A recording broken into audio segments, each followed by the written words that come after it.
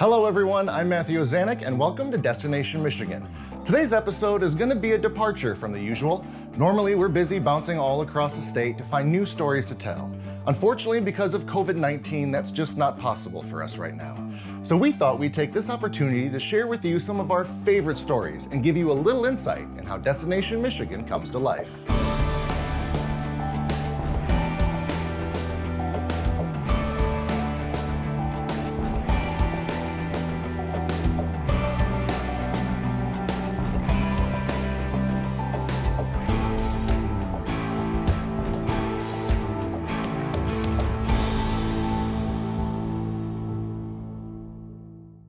Kicking things off today is Destination Michigan's executive producer, Chris Ogazali.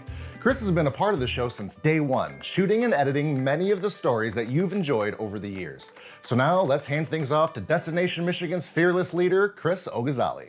Thanks, Matt. I'm Chris Ogazali, and I've been enjoying Destination Michigan along with you since the first episode of the first season. Working behind the scenes on Destination is always an awesome adventure.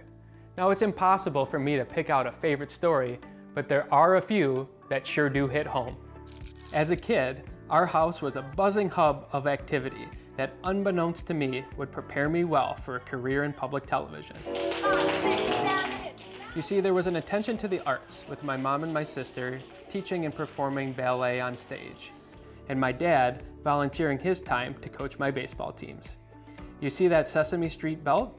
I was destined for a life in public television, although I wanted to be a Detroit Tiger. Between rehearsals and recitals, practices and games, I'd ask my dad if we could go to the corner of Michigan and Trumbull to root on the Motor City Kitties. We made countless trips on I-96 to watch Whitaker, Trammell, Gibson, and Parrish play. And I've got the programs to prove it. Although those guys played in the old ballpark, the chance to feature this home of the Tigers on Destination Michigan was a trip I'll never forget. So let's join one of my favorite people, Bob Garner, as he takes us to a field of dreams for many, Comerica Park. Ron, tell me about Comerica Park. I love coming here. I think it's one of the great privileges in life. What makes it so special for baseball in your view? What makes it so special is it's a point of destination for all fans, for families, for those who want to come out and just enjoy a day or an evening together, or if you want to come out individually and come out and watch a ball game. But what we try to do is have something for everyone. I tell people that there are many great seats in this ballpark, but there's not a bad seat in the ballpark. There really isn't. It does have a lot of intimacy to it, 41,000 and change with the capacity. It all depends too on the person and the individual. Some fans like to sit higher in the upper deck. Some like to sit in the Tiger Den seats where there's a little bit more shade perhaps. Some want to sit right by the dugout and they want to yell at the umpire and the opposing team. Some want to sit by the bullpen and heckle the opposing relievers. And I, as a fan growing up, I'm still a fan today, I mean, I'd like to experience different locations at different times, and then you kind of figure out, well, I like this one pretty much on a regular basis.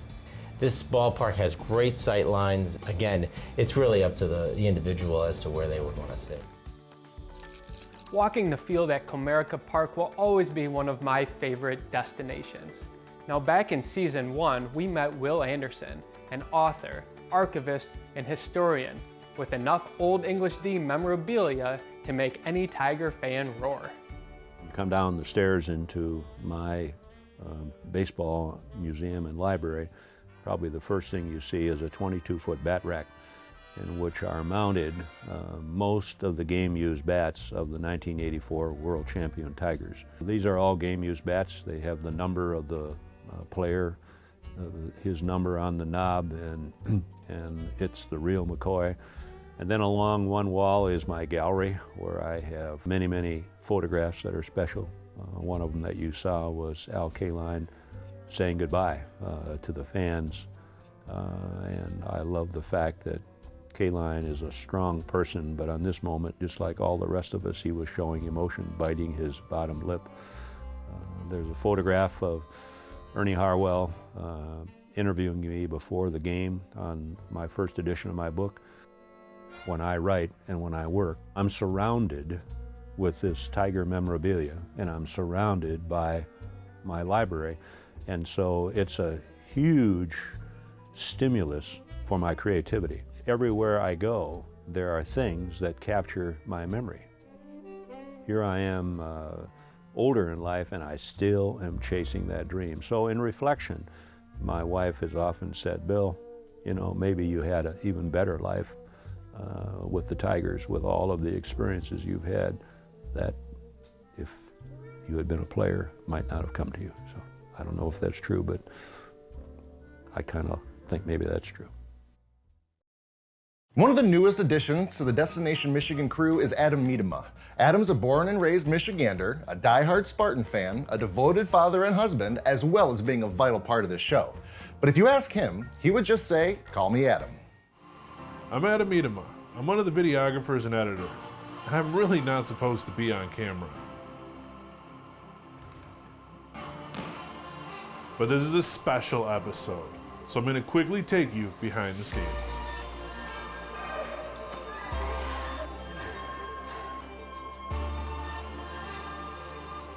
It's my job to work with each of the producers to capture the stories they want to tell. Behind each story are meetings and schedules, questions about locations, discussions regarding camera gear and microphones, debates over camera support options, and that's just the start of the journey. The real adventure begins when we hit the road, and that is why I love working on this program. Armed with my camera, I feel like a modern explorer on a quest across Michigan. I have been to amazing places and met incredible people. I have had the opportunity to see and experience this state like few people have, all thanks to Destination Michigan.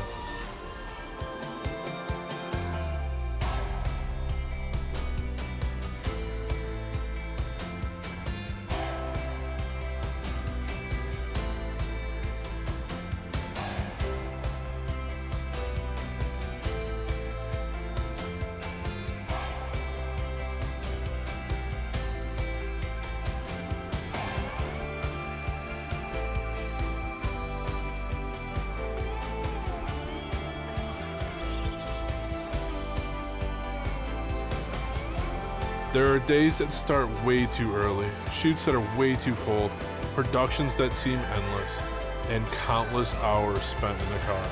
But when I take a second to reflect on all the adventures, I feel lucky to be able to be part of the team that brings Destination Michigan into your living room. Now, as Matthew says, thanks for watching. Thanks, Adam.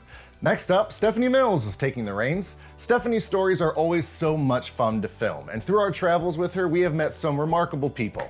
Take it away, Stephanie. Hello everybody, Stephanie Mills coming to you today from my deck here at home. Over the last couple of months, it's become one of my favorite spots to work and just be here in nature. I love spending time outside in our beautiful state. How lucky are we to live here? Being a part of Destination Michigan has led me to experience Michigan in ways that I never thought was possible. I mean, the very first shoot I tagged along took me all the way to the top of the Mackinac Bridge. Hello, bucket list, and I got paid to do it.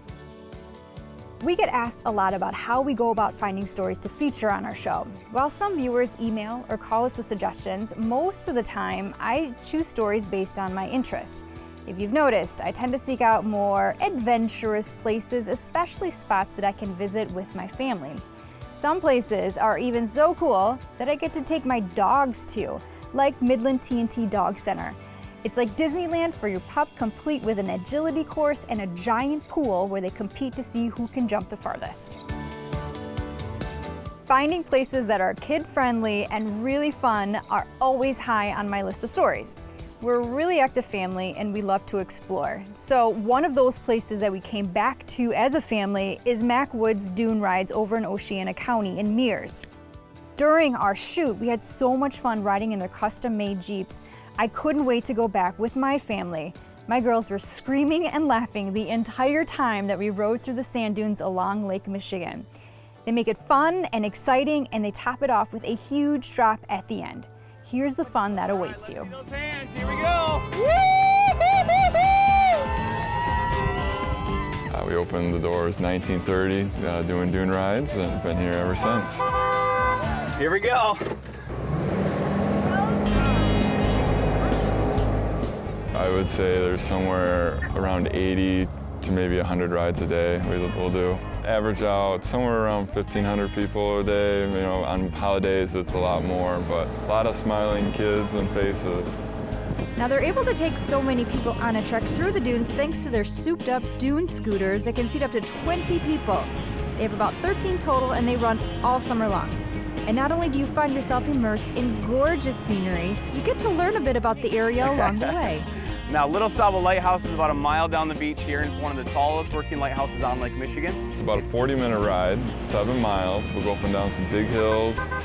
We tell you lots about the dunes, a lot of good information about the dunes and our business and our history. We let you out for about 5 minutes either at the beach or a large hill that overlooks Silver Lake. Beverly Wood has been a part of this business since 1958. She credits all the workers and their passion as being the heart of this family-driven business. People come here and bring their families. You know, Grandma and Grandpa maybe came here on a tour, bus tour, and they go back and tell their family about, oh, how fun we had. And so then they'll come. And this is kind of a thing that happens. They go, year after year, we'll get some new people. It's kind of like our drivers, our return people. We have a driver this year who worked for us 40 years ago. He was a doctor for 35 years, decided to retire from a doctor, and now he's a dune scooter driver again. The places I visited aren't always an adrenaline rush. One of my favorite spots almost ended my Destination Michigan career. It's true. That's the day we visited the Crystal Lake Alpaca Farm in Frankfort. I nearly traded in my microphone to become an alpaca farmer. Warning, these animals will steal your heart. We have lived here for about 25 years, but we've had alpacas only for about 14 now. We went to our very first alpaca farm and we fell in love. It was not even a thought. We knew we were going to get alpacas. Chris and Dave Nelson fell under the alpaca spell the moment they laid eyes on them. After spending just a few minutes with them, we too became mesmerized. They all actually have different personalities. They have been domesticated since day one. They are just very gentle, docile, sweet, intuitive animals. They're not aggressive. They are wonderful mothers. They are called the therapeutic animals because they calm you. They nibble on the grass. They have padded feet. So the way they treat Mother Earth is very gentle, so they're called the green animal. And they create the most wonderful, warm, soft fiber known to man. There's no downside to alpacas. Alpacas were actually created between 5,000 and 6,000 years ago when the Incas bred llamas and vicuñas. They were made so that the royalty could have clothing made with the best fiber, while commoners would wear clothing made from just llamas. Fast forward to modern times. At Crystal Lake Alpaca Farm, the alpacas get shorn once a year. The fiber then gets cleaned and processed before being sold right here at their boutique. But that isn't the only benefit of an alpaca. Alpacas are very clean. They have communal potties. So there's only a couple areas in the pasture they'll go potty. And in the barn we have boxes and they step into the box to go to the bathroom. So their cleanup is very, very simple. And their manure is called black gold. In South America they dry it for fuel and we use it as fertilizer. The more time we spent with these beautiful animals, the harder it became to leave them. So we had to ask about spitting and got the most surprising answer. Alpacas generally do not spit unless they feel like they're going to be hurt.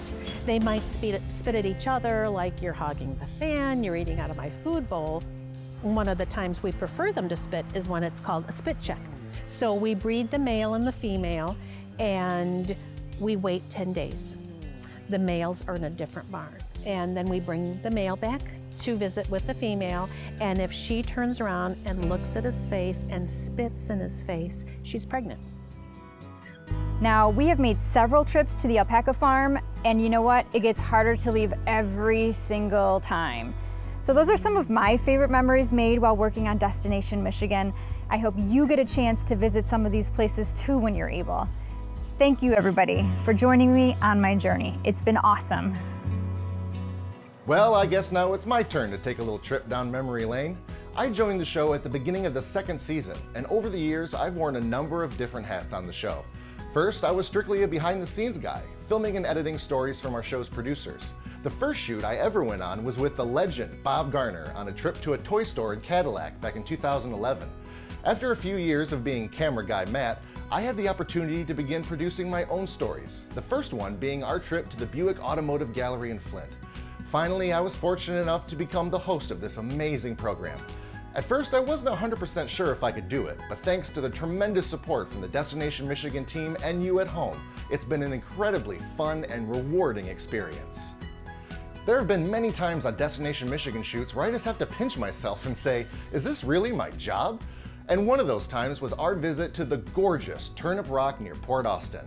I somehow persuaded Chris to kayak miles along the Lake Huron shoreline with a camera in hand, which is tricky to do when you're trying to paddle a kayak. But once we got out there, it was well worth the effort. This is Turnip Rock. By looking at the formation, it's obvious why it didn't take locals long to come up with a name, but how the rock got its shape took much longer. In fact, it took thousands of years for the waters of Lake Huron to undercut the rocks around the island. It's sometimes referred to as a stack or sea stack, and stacks like this are more commonly found around the British Islands and Mediterranean Sea. But instead of burning through all of your frequent flyer miles, you can hop in a kayak and experience this rare natural wonder for yourself. At the time, I never knew Turnip Rock was out there when I opened it. It wasn't until I had already bought all the kayaks and went out there one day and made it all the way out there, and I was like, wow, this is great. And my brother and I decided, hey, let's go explore out there. Let's see what the trip from Grindstone into Port Austin is like. And so we launched down in Grindstone, which is about 5 miles away, and the paddle back, we came across Turnip Rock and all the rock formations out there, and we're like, this is incredible. Venturing out into the great wide open is one of my favorite parts of working on Destination Michigan. Aside from that though, I've gotten to meet some remarkable people, ranging from museum curators and historians to farmers and masters of the culinary arts. One story that has always stuck with me was when we visited Eric and Israel Nordin of Detroit. This brother-artist duo in the Motor City showed us that gorgeous art can spring out of the most unlikely of places. What was that moment where you guys realized, okay, this is what we want to do, and this is something that we want to do together, is to make art and make sculptures? I think it was pretty early on. We all had to play musical instruments and take art classes and, academically achieve and all those different things, and we were pushed to find our passion. So our parents told us that if you found something that you loved more than everybody else, then you could be the best at it. So not to say that we love sculpture more than anybody else, but we love it a lot, and we love it more than anything else, and that's why we've chosen it to be our career. What was important to us too was, once graduated and we started the company, was staying in Detroit and trying to make a difference. And a lot of our friends left Detroit to go to other cities, New York, LA, and other places that maybe had a more vibrant art scene. But we really believed in the city and wanted to stay here, work here, live here, and make a difference. And that was important to us. And does the city of Detroit kind of inspire you guys too? I have to imagine it could be a lot of source of inspiration for a lot of the artwork that you guys do. Do you feel that the city has kind of served that role here? You wouldn't say it's the steel city, but it definitely, has the historical architecture, the music, and Motown, and there's just so many amazing creative elements of Detroit that you can be inspired by every day. Telling the story of the Nordin brothers got me thinking a lot about my family. Every summer growing up, our family would spend a week on Burt Lake, exploring Indian River and taking boat trips up and down the inland waterway. For my money, it's one of the most beautiful areas in the state and has always been a special place for me. So in the summer of 2018, I trekked from Petoskey to Sheboygan to share the beauty that was the paradise of my youth. Burt Lake State Park offers families a camp to set up base for a few days or a few weeks. Plenty of time to make their way to the shore and take in a priceless Michigan sunset. As the sun barrels towards the horizon, Indian River's residents grab some real estate along the beach.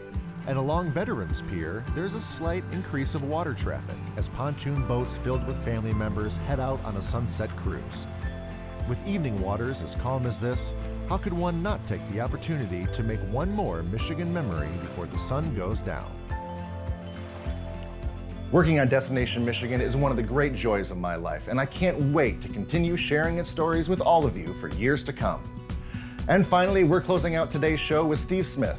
As Steve heads down the road to retirement, he takes a few minutes to reflect back on his travels and the great friends he's made along the way.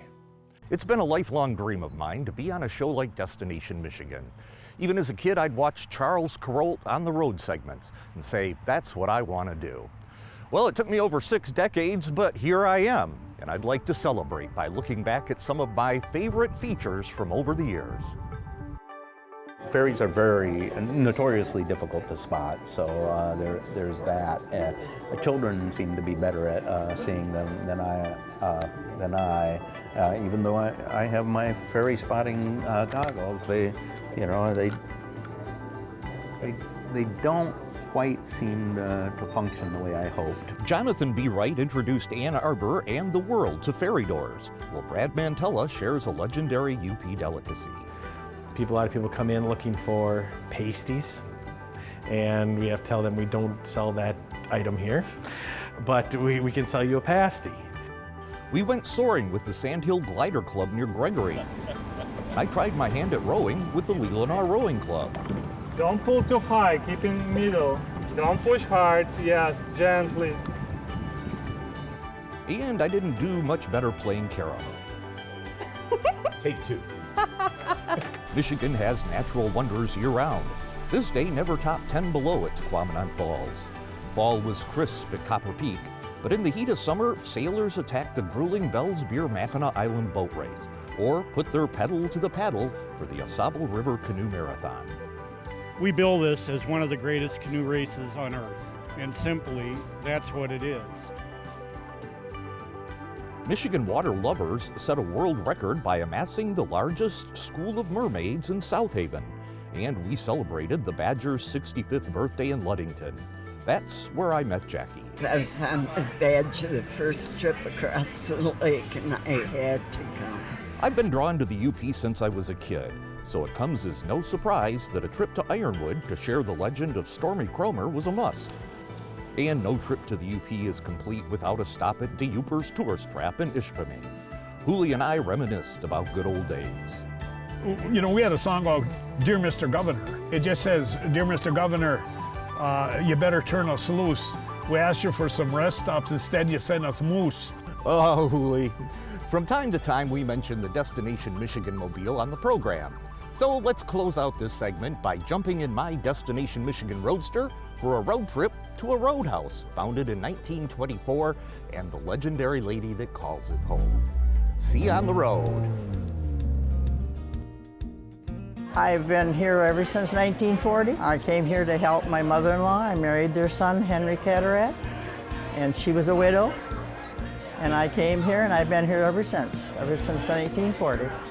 People from every corner of the state and Canada make a mecca to the Maplewood to meet Clarice. She was even featured in the Detroit Free Press. So what brings the patrons and press from far and near to Alpena?